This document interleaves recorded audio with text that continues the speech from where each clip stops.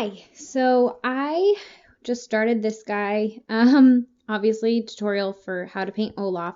I started it and the video cut me off and I'm really sad because this one was turning out so good, of course. But there you go, there's partial Olaf for you. And I'm gonna try to do it next to him over here. Yes, this is my leg. It works best for me this way.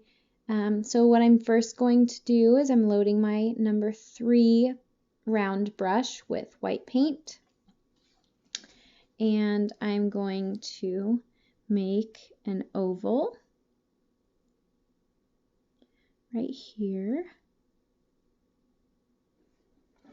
It's kind of cool because you can see like what I've done, I guess. Once I get to that part, I'm just probably gonna work on that one. But there we go. There's your oval. And then you're going to want to make a little circle here and a circle here for the feet. And then you're gonna do another oval. That's kind of this way. You don't have to do it that way. I like to do it that way because I think it gives him a little bit more character and animation. I don't know if you can see with him, but he's kind of like this. Like he kind of like turns a little bit. Now he's not just straight on, and makes it look kind of cool. So the next shape you're gonna want to do is this part, his head. And you're going to do a V first and fill that in, and then kind of round out the edges a little bit. I always start out with a really small V because I end up rounding it out and needing more space, so I do it like that. And then once you have that, you can make this little half circle here for the top of his head where his eyes are going to go.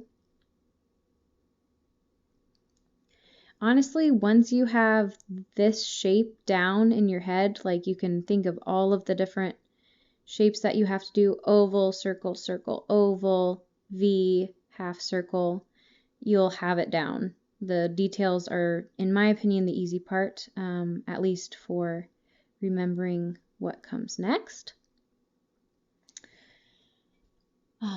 If you have a really wiggly kid, this can be a very difficult design, but with practice, it's fine, honestly. I am going to use gray next. You can use blue if you want, or mix black with white if you don't have any gray. The blue, I've tried it before. It looks fine, but I think the gray just looks a little bit better. So we're going to do his mouth first here. So I'm going to make kind of a rounded V, like so. And then a little bit higher up from where that is, you're going to want to make a very thin line like that for his upper lip. Load a little bit more paint here. And then for his tooth, I make a really big white rectangle to start out because it's so much easier if you can fill in all of the space that you have and then kind of shape the tooth how you want it. Like I said, with wiggly worm kids, all of these little tricks really help. So I'll probably bring it in a little bit more if my paint will let me.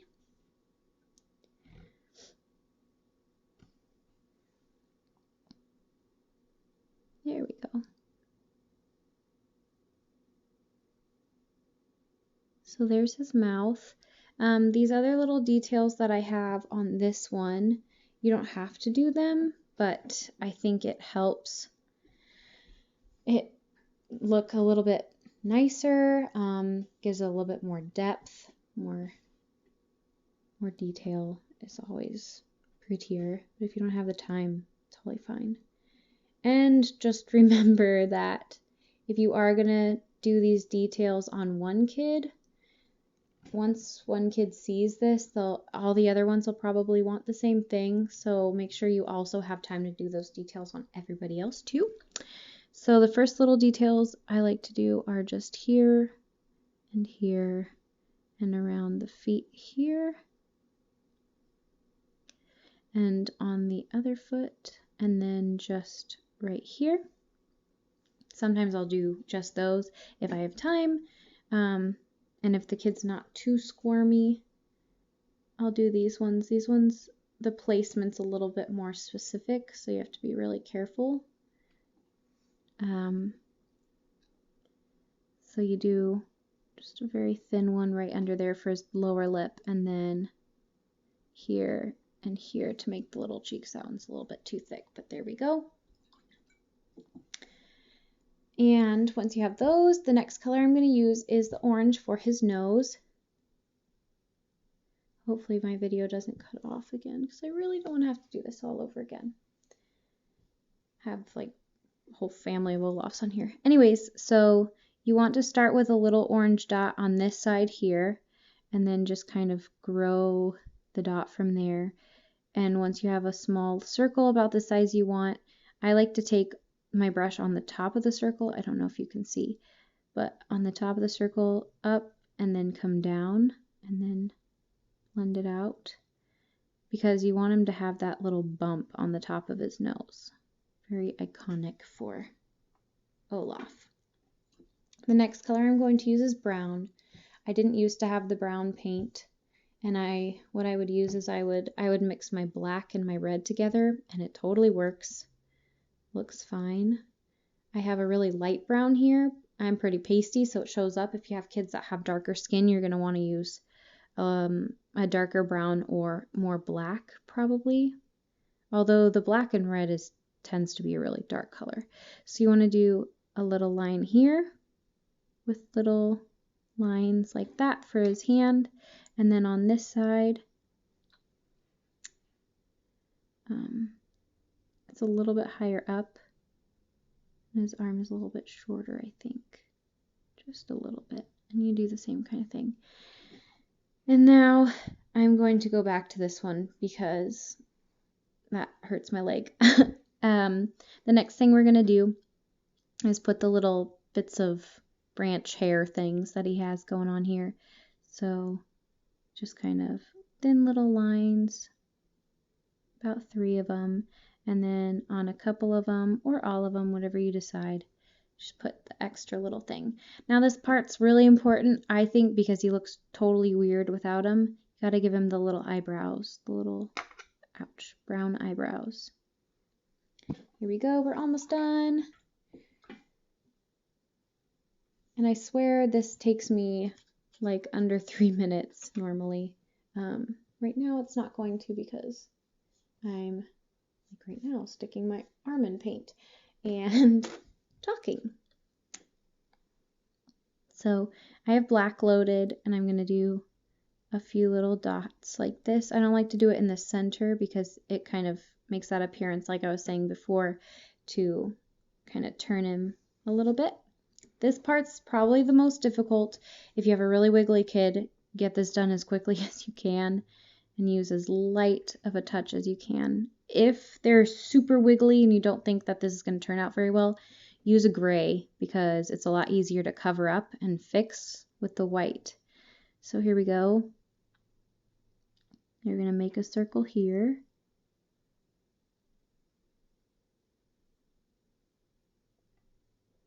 And then make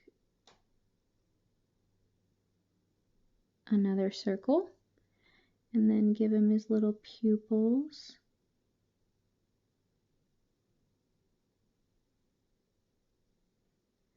There we go. And that's our little Olaf. You can outline him if you want, but because he's white and, I don't know, it's a good contrast on the skin, so you don't really need um, the lines I personally think. And then if you have like a lot of time and you get really good at this, I like to give Olaf his own personal flurry. And I tell kids this is so that he doesn't melt. I like to do a little funky cloud here, which is so watery right now. Hang on. Just a whatever shaped cloud like that, and then a couple of little starburst type things to make them look like snowflakes. You can do more if you want. And then I like to do, a bunch of little dots to make the snow different sizes, some little, some big. And then I'll usually ask the kids if they want sparkles, which most of the time they do. And even if they don't ask or say yes, I'll do a little bit on the snow just because it makes it twinkle, and then they go, oh yeah, I really like it. So there's Olaf. I think that is it. I hope you like this tutorial, and I hope you can start painting Olaf soon. Let me know in the comments if you want any other tutorials, if you see me do any other ones, or if you have any requests. I can pretty much, as long as I see a picture, I can pretty much do just about anything. I can do marshmallow as well, which I was thinking about doing another tutorial for. So thank you and bye.